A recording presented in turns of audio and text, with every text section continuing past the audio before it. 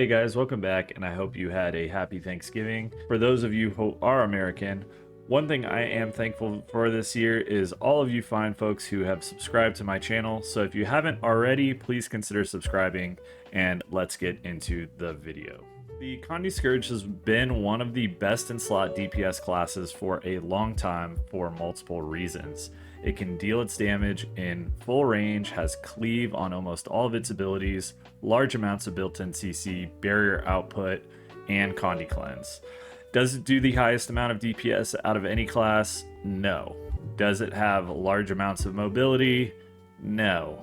However, the utility it does have and free team support makes stacking Scourges one of the easiest ways to clear encounters in this game.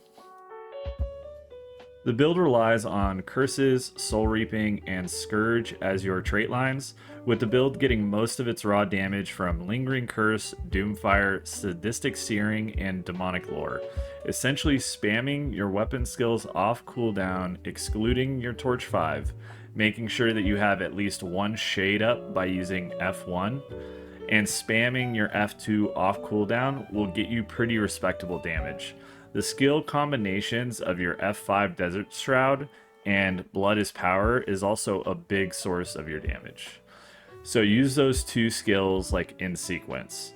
If you are stacking Scourges, I recommend casting your F5 before immediately casting your Blood is Power, because otherwise your party is going to strip the conditions off of you before you can transfer them to the enemies.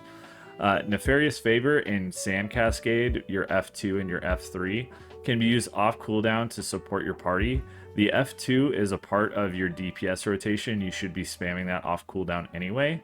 Additionally, your Scepter 3 is a boon rip, so it turns boons into conditions on your enemies.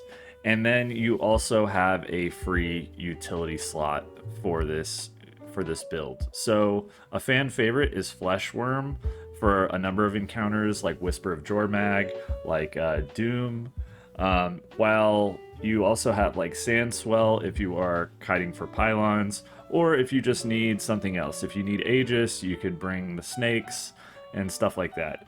Additionally, your elite skill can either be Plague Lands, or you can trade it out for Flesh Golem. Plague Lands is your DPS option. Flesh Golem is going to be for encounters that require a lot of CC.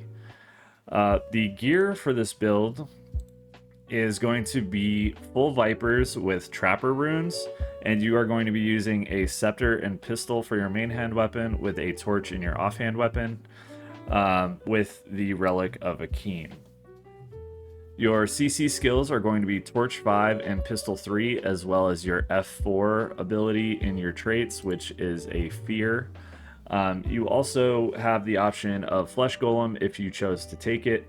And after that, basically all you need to do is go out there, keep one shade up, spam all your abilities off cooldown, and you will be doing respectable DPS and giving a lot of barrier to your allies, clearing a lot of Condis from your allies.